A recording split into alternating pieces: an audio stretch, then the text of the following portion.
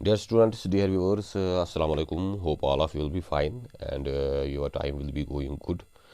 So, in our previous video, we have had already gone through the summary of the poem Speak Up by Faz Ahmad Faz, and today we are going to explain its textual questions.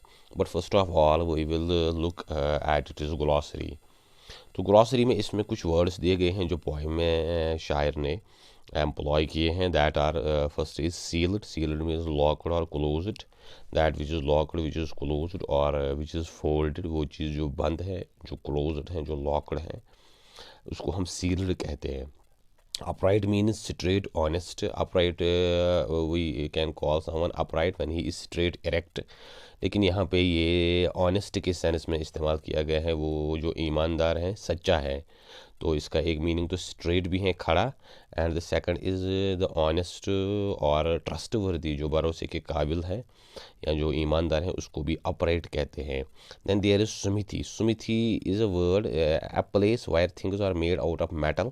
एक ऐसी जगह जहाँ पे metal धात से कोई चीज़ बनाई जाए, स्पेशली आयरन और स्टील, खासकर लोहे या स्टील से, बाई हीटिंग एंड हैमरिंग. उसको हीट करके, उसको आग में डाल के, एंड हैमरिंग, और फिर वो हथौड़े या किसी दूसरे आले की मदद से. दैट मीन्स जो फाउंड्री जैसे होती हैं, या जैसे वो फर्नेस होती हैं जहाँ पे किसी चीज़ को पिघला के, या जो लोहार की दुकान होती है, तो वो सुमिथि उसी को बोलते हैं जहाँ पे किसी लोहा या स्टील को पिघला के या उसको वो आग में डाल के कोई चीज़ बनाई जाए. Then there is the padlocks. Padlocks mean small metal lock with U shaped bar. वो जो जंजीर होती हैं उसकी जो वो कड़ियाँ होती हैं, that are in the U shaped, वो यू शेप में होती हैं, तो उनको कड़ियाँ कहते हैं, या इंग्लिश में उनको पैडलॉक्स कहते हैं. Then there is the word fetter. Fetter means a chain और शैकल फॉर द फीट. ऐसी जंजीर जो पाँव में डाली जाए जिससे आदमी ज़्यादा चल नहीं सकता, ज़्यादा भाग नहीं सकता इधर उधर, तो ये कैदियों के वो जो पाँव में वो जंजीरें डाल दी जाती हैं ताकि वो भागे नहीं. Then there is shirking. Shirking means avoidance, dodging, escaping.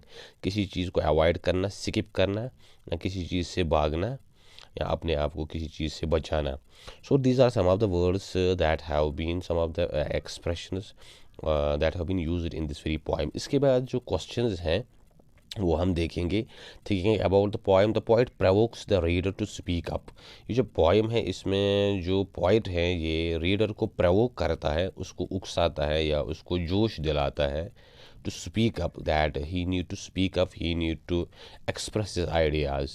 तो why does he do so? जो poet है वो क्यों ये कर रहा है, उसका इसका मकसद क्या है? to provoke the reader to speak up. जो रीडर हो, जो पढ़ने वाला हो, वो कुछ बोले, कुछ कहे. तो इसका जो आंसर है वो यहाँ पे है. The poet provokes the reader to speak up. Why does he do so? The Indians had been under British rule for a long time. आप सभी जानते हैं कि हिंदुस्तान तकरीबन 200 साल तक अंग्रेज़ों की गुलामी में रहा. Though they wanted to be free from oppression and brutality and wanted to get rid of unfair and unjust system of British rule. Though they wanted to be free from oppression and brutality and wanted to get rid of unfair and unjust system of the British rule, they had no courage, confidence and determination to speak up against them. अगरचे जो Indians अंग्रेज़ों की ग़ुलामी में काफ़ी समय तक रहे, लेकिन और वो चाहते थे कि इस ग़ुलामी और इस जुल्म नाइंसाफ़ी से आज़ाद हो जाए, to get rid of the unfair and unjust system. जो अंग्रेज़ों का वो एक गैर मुनसिफाना और जुल्म पे बेस्ड एंड डिस्क्रिमिनेशन पे बेस्ड एक सिस्टम था, उससे छुटकारा चाहते थे. They had got no courage. लेकिन उनको कोई कॉरेज नहीं थी, हिम्मत नहीं थी, कॉन्फिडेंस नहीं था, एंड डिटर्मिनेशन, कोई इरादा नहीं था, to speak up against them, कि उसके ख़िलाफ़ बोले, उसके ख़िलाफ़ खड़े हो जाए. ब्रिटिशर्स के खिलाफ. Every action has it is proper time. Every action has it is proper time. हर काम का एक वक्त होता है, हर चीज़ का एक अपना प्रॉपर टाइम होता है, जिस टाइम वो हो जाए, जिस टाइम वो करना है. And the poet Faiz Ahmad Faiz investigates provokes the reader to have courage and confidence and speak up whatever he has to say against the cruelty and revolt against it, because the time is running out and the God has bestowed him with his lips and tongue to speak up. और जो poet है यहाँ पे फैज़ अहमद फैज़ जिसने ये poem लिखी है, वो रीडर जो है, पढ़ने वाला जो है, कारी जो है, उसको इन्स्टिगेट करता है, उसको प्रवोक करता है that the time is running out, जो वक्त है वो भाग रहा है। और उसको कहता है कि आप हिम्मत करो, आप अपने में वो कॉन्फिडेंस लाओ और बोलो whatever he has to say, जो भी आपको बोलना है, जो भी आपको लगता है कि कोई भी चीज़ जो अनजस्ट है, जो नाइंसाफ़ी पे बेस्ड है, टू से अगेंस्ट द क्रुएलिटी, इस जुल्म के खिलाफ आप खड़े हो जाओ, एंड रिवोल्ट अगेंस्ट इट, इसके खिलाफ बगावत करो, because the time is running out, क्योंकि जो वक्त है वो भाग रहा है। And God has bestowed him his lips and tongue to speak up, क्योंकि परवरदिगार रब ने उसको ज़बान दी है, मुंह दिया है, लिप्स दिए हैं, ताकि वो बोले, वो कुछ ना कुछ कहे। That means here it is against this injustice and it supports the freedom of expression, जो आज़ादी इजहार राय जो है, उसका जो हक है, उस पर ये चीज़ फोकस कर रही है। Then there is the point address the reader to come up with the truth, how does he do so. जो शायर है वो रीडर को यहाँ पे एड्रेस कर रहा है कि आप सच्चाई के साथ आ जाओ। हाउ डज ही डू सो, तो आप जो सच है, जो आप कहना चाहते हो, वो आप कहो। हाउ डज ही डू सो, वो ऐसा कैसे करता है, शायर ये चीज़ कैसे बयान कर रहा है। The point address the reader to come up with the truth, जो शायर है वो रीडर को कह रहा है, पढ़ने वाले को कह रहा है कि आप को जो कहना है, जो आपको लग रहा है कि सच है, आप वो बोला। And the point does so by saying that though the truth is bitter it never dies as it is ageless. और शायर कह रहा है कि that though the truth is bitter, जो सच्चाई है वो कड़वी होती है, it is not easy to dissolve, इसको हज़म करना आसान नहीं है। It never dies as it is ageless, लेकिन सच्चाई कभी मरती नहीं है, ये सच जो है वो हमेशा सच ही रहता है, अपनी जगह पे खड़ा रहता है। जैसा कि एक वो कहावत है, a lie has no legs to stand on, झूठ ज़्यादा देर तक खड़ा नहीं रह सकता और सच कभी मरता नहीं। तो इट इज़ एजलेस, सच्चाई हर टाइम हर वक्त बिल्कुल अपने असल हालत में होती हैं, उसको आप ख़त्म नहीं कर सकते। Since the time is running out so one has to take full advantage of it. शायर कह रहे हैं कि चूँकि टाइम जो है, वक्त जो है, वो बड़ी तेज़ी से निकल रहा है, भाग रहा है, ख़त्म हो रहा है, और एक आदमी को इसका पूरा एडवांटेज लेना चाहिए, उसका पूरा फ़ायदा उठाना चाहिए। कैसे? And speak out whatever he has to say, जो भी उसको बोलना है वो चीज़ वो बोले। And prove that truth is always victorious prevails over falsehood, और ये साबित करे कि सच्चाई हमेशा जो फॉलोसुड है, झूठ पे, उस पर फतह हासिल करती है, उस पर जीत जाती है, या उस पर विक्टोरियस साबित होती है।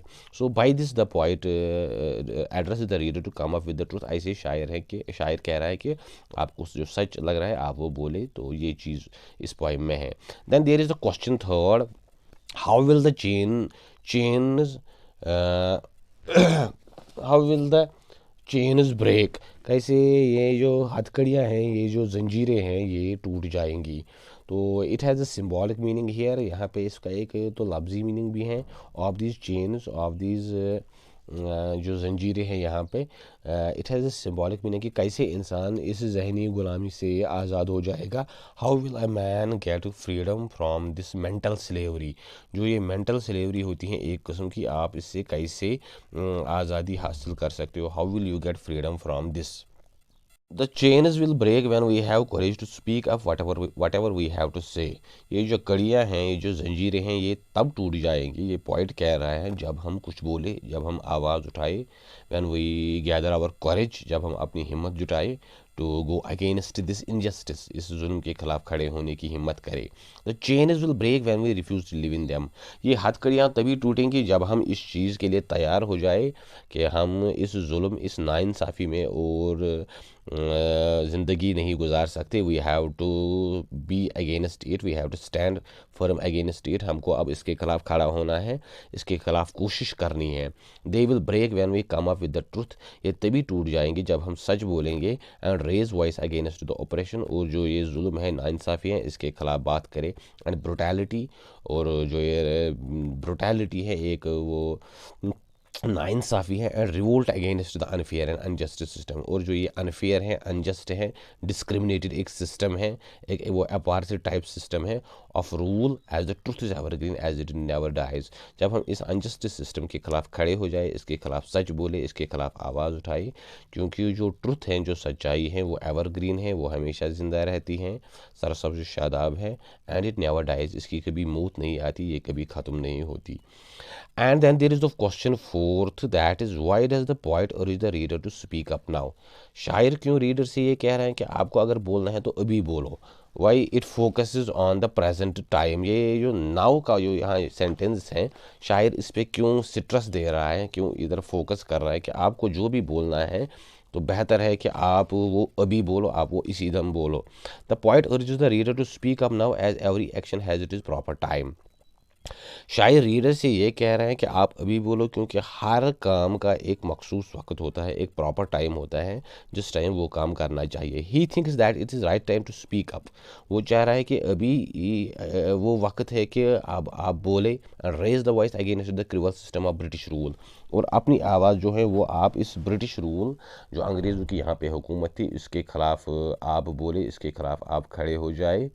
Because time is running out, क्योंकि जो वक्त है वो भाग रहा है, it is flying, it is we are losing it, and one has to take full advantage of it. और हमको इस चीज़ का भरपूर फ़ायदा उठाना चाहिए, क्योंकि जो वक्त है, जो टाइम है, वो बड़ी तेज़ी से निकल रहा है, वो बड़ी तेज़ी से भाग रहा है। So the poet focuses और urges the reader to speak up now। इसी वजह से जो poet है वो रीडर को कह रहा है कि बेहतर है कि आपको बोलना है वो आप अभी बोलो। And then there is the last question, इसका जो क्वेश्चन है, टेक्सचुअल क्वेश्चन, वो यहाँ पे है, do you think speak up is an effort of the poet to give voice to voiceless? आपको ऐसा लग रहा है कि जो पोइम है स्पीक अप, ये जो वॉइसलेस लोग हैं, जो बिल्कुल नज़रअंदाज किए जा चुके हैं, जिनकी कहीं कोई आवाज़ नहीं है, तो शायर उन लोगों को आवाज़ देना चाहता है। They try to give them a voice, try to give them an inspiration, उनको एक तरह की वो आवाज़, इंस्पायरेशन या एक जज्बा देना चाहता है ताकि वो भी कुछ बोले। Yes, we do think speak up is an effort of the poet to give voice to the voiceless। हाँ, हमको ये लग रहा है कि जो स्पीक अप है, ये एक तरह की एफर्ट है, एक तरह की कोशिश है ऑफ द पोइट, इस शायर की, to give voice to the voiceless, उन लोगों को एक आवाज़ देने की, उन लोगों को एक प्लेटफॉर्म जैसे प्रोवाइड करने की, या एक इंस्पायरेशन देने की, जो बिल्कुल वॉइसलेस हो चुके हैं, जिनकी कहीं पे कोई आवाज़ नहीं है, जो बिल्कुल दबाए गए हैं। It's a beautiful expression of Faiz Ahmad Faiz to defy British oppression. ये फैज़ की एक खूबसूरत एक्सप्रेशन है, एक खूबसूरत अंदाज़ है, जो वो British by this he defy British expression, इसके ज़रिए वो जो अंग्रेज़ों का राज था, अंग्रेज़ों की हुकूमत थी, उसके ख़िलाफ़ वो डिफाई, एक तरह का वो रद्द करते हैं, एक तरह की वो अगेंस्ट जाते हैं, अपना प्रोटेस्ट दर्ज करते हैं। It is really a poem of profound meaning. ये पोइम जो है, इसका एक बड़ा डीप मीनिंग है, and courage that intended to give voice to those who are victims of cruelty, brutality. और इस पोइम के ज़रिए शायर उन लोगों को एक आवाज़ देना चाहता है जो कहीं भी कभी भी ब्रुटैलिटी का या नाइंसाफ़ी या क्रुएलिटी का शिकार हो चुके हैं, ताकि वो इसके खिलाफ खड़े हो जाए। एक हिम्मत देने की कोशिश है। Though they want to get rid of unfair and unjust system of rule. अगर हर कोई चाहता है कि जो उसके खिलाफ जुल्म है, नाइंसाफ़ी है, उससे वो आज़ाद हो जाए।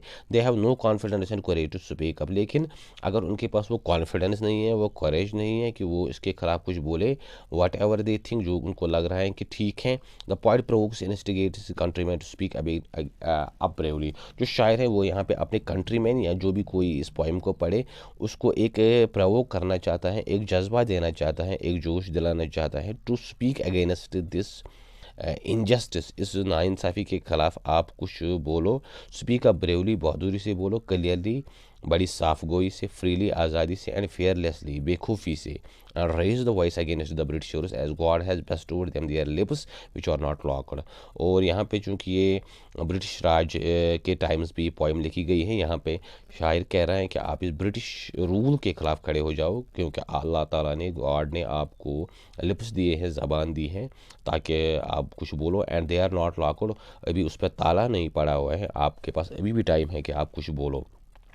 दे are having the upright bodies, आपकी चूँकि बॉडीज़ जो इरेक्ट हैं, that means you are confident, आप में खुददारी है, आप में सच्चाई है। And their soul is still within their framework, और उनकी जो रूह है वो अभी भी आपके जिस्म में है। That means you have not died, आप अभी मरे नहीं हो, तो आप में अभी जान है, आप में अभी वो ताकत है कि आप कुछ बोल सको। So they must speak up now, इसलिए उनके लिए एक लाजिमन उनको कुछ ना कुछ बोलना है on behalf of those who are also the victims of operation.